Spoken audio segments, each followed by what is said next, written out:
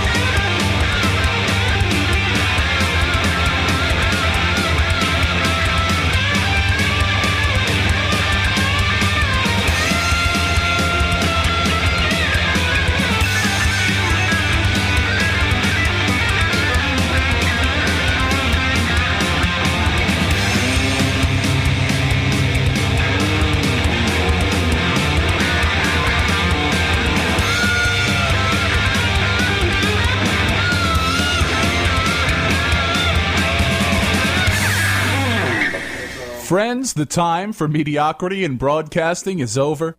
My name is Tony Jones, and you're listening to The Tony Jones Show, your destination for talk and rock. With me, as always, is my co-host, Mr. George Garner. George, good evening. Good evening, as always. I went to the H.P. Lovecraft thingamajiggy, which I think is the technical word for it. I went to the H.P. Lovecraft thing today, and I thought for sure I would see you there. Well, I can't be every place I should be at all times. That's all I can tell you. Now, I remember in the past you mentioning that you weren't too crazy about the idea, because I only went for a little while. I had some obligations here and some other things going on. But after that portion of the program at Ladd Observatory, they were going to his gravesite. And I think you had mentioned to me off the air that you weren't too crazy about people stomping around somebody's gravesite. Yeah, well, it wasn't so much stomping around somebody's gravesite, except that as an H.P. Lovecraft admirer, as everyone knows full well, I tend to celebrate his birthday more than his death day. Yeah, that's weird too. Not just with this, but in general. Yeah, I think that's the I gave a polite answer, but I think that's the genuine answer. Now that I think about it, why I didn't find the time to get there. Happy Death Day. Yeah, I mean, that means his work has come to an end. I mean, let's just everybody dies, but I'd rather start at the beginning. Okay, you're born, then you can go through the whole thing again. But it had a good turnout this year, and it's good to see the Ladd Observatory getting because there was talk, I believe, at one point of that observatory being closed down due to funding, but it's cranking now, so that's some pretty cool stuff. Facebook.com/Tony Jones Show is open if you're catching our live program. You can go ahead and interact with me there, and then I just want to mention also if you're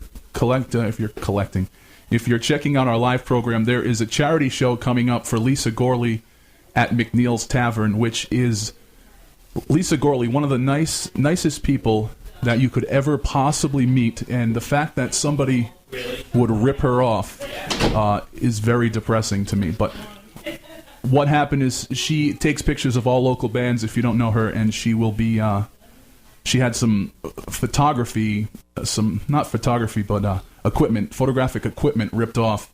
And so we're all going to come together and we're going to raise some money to replace that equipment. And which, by the way, she did not mention to anybody that she got ripped off. She did not make a big stink about it.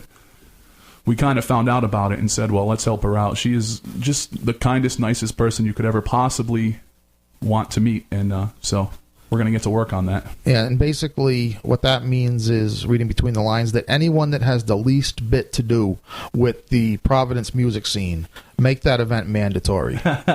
We will revoke your card if you don't show up. And yes, a hideous Lovecraftian creature will appear on your doorstep to enforce your attendance. Of course, you know that I'm a nice, laid-back guy, that I am a quote-unquote gentle giant, but if I were able to get my hands around the person that ripped off Lisa Gorley, there would be a human sacrifice in Providence tonight. It wouldn't be pretty, let me tell you. But let's move on, because we do have Mr. Mark Cutler in studio. He's going to perform live and hang out and chat with us for the hour. And I just have to mention that we kicked off the program this evening with Willie Alexander and the Boom Boom Band off of the album Dog Bar Yacht Club. The name of that song was Aw. And you said that you saw Mr. Alexander in action at one point, right?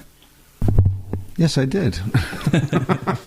I saw him open up for Elvis Costello, Brown University, the first time Elvis came to the United States. And I have to say, although Elvis was great that night, the Boom Boom Band and Willie Alexander kind of blew him off the stage with their performance. They were great. I've been to a few shows, and I won't name any names because I don't want to hurt anybody's feelings, but I've been to a few shows where the local band has absolutely kicked the crap out of the night.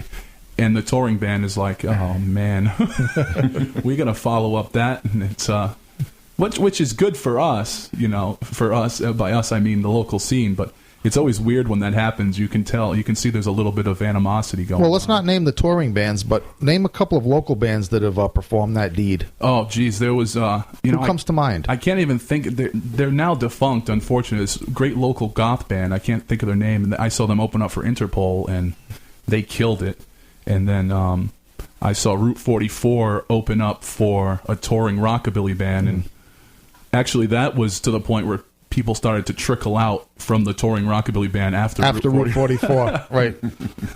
So, Mark, tell us, because you started playing that old guitar of yours at the tender age of 5 years old. Well, 9 years old. That's incredible to me. Well, actually, I picked up the guitar first when I was 5. My next door neighbor Harry had a drum kit, and we had an old harmony guitar in my house, and I just started plucking around with it, but it kind of hurt my fingers at the time, so I put it down for a while. And then my older brother started taking lessons, and I looked at the chord charts and saw that the dots meant fingers, and the horizontal lines meant frets, and the vertical lines meant strings, and I said, oh, this is how you do it. And I played a C chord, and I said, oh, this is cool. And now I teach students, and that's kind of like the way I teach them. The way I fell in love with guitar is how I teach them. So when we had Revisited in studio a few weeks ago, they're like 16, 17, 18 years old. Just a fantastic band. Those guys tear it up. And I was thinking to myself, I wish at that age I was doing what Revisited is doing now. I can't imagine actually having the foresight to pick up a guitar or any kind of... I'm trying to think of what I was doing between 5 and 9 years old besides watching He-Man and crapping myself on the regular basis, which now in my 30s I watch He-Man and crap myself on the regular basis. So I guess... Well, even when I turned 18, I knew that playing in a band was a good thing in concept. But as far as as far as having the sit downness and the concentration to to get where some of these young bands are now, it's like, nope, I didn't do it. Like I said, I have that very problem here a lot, is that people say, I want to be in radio, I want to be in radio. Then they do it and they say, this is a lot of work. I don't want to be in radio. This sucks. But we're going to have more with Mr. Cutler. He's going to perform live for you very shortly. But before that, we'll spin some tunes, and we're going to hear from one of my favorites out there today. This is the Volcano Kings.